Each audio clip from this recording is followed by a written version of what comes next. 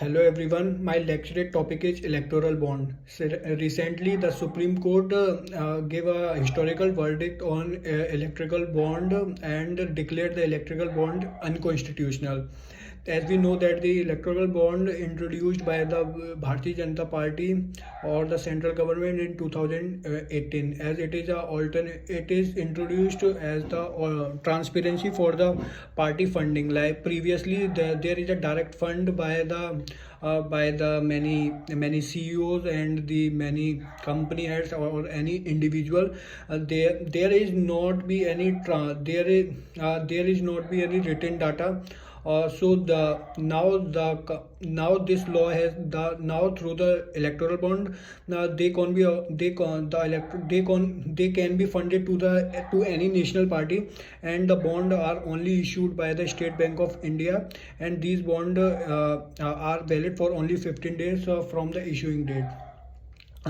There is a problem in this bond is that if any person give fund to any political party, then there is no one who knows the name who donate. This is only known by the State Bank of India.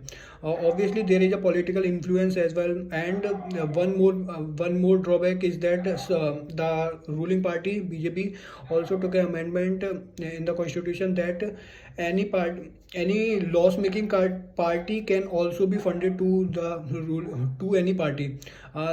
Now we understand this by taking a simple example.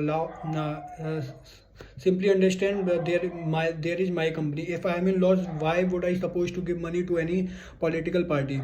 So this is a major drawback as well. Also there is a case of transparency. Supreme Court clearly said that this is when this case is in the Supreme Court, the BJP party said that the obviously if they breach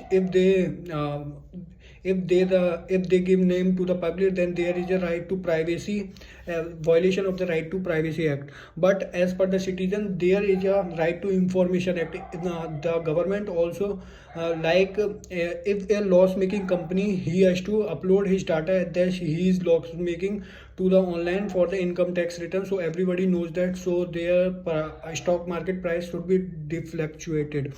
Now the electoral bond concept is electoral bond is unconstitutional. So recently we see that the BJP government also launches a campaign for a party fund. The Shri Narendra, our Prime Minister Shri Narendra Modi also donated 2,000 rupees to Bharatiya Janata Party. Also many various minister like external Minister of External Affairs Shri Jaishankar and Amit Shah also funded to the Bharatiya Janata Party.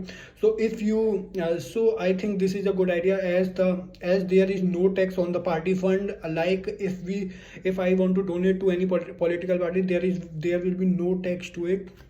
That's all. Thank you.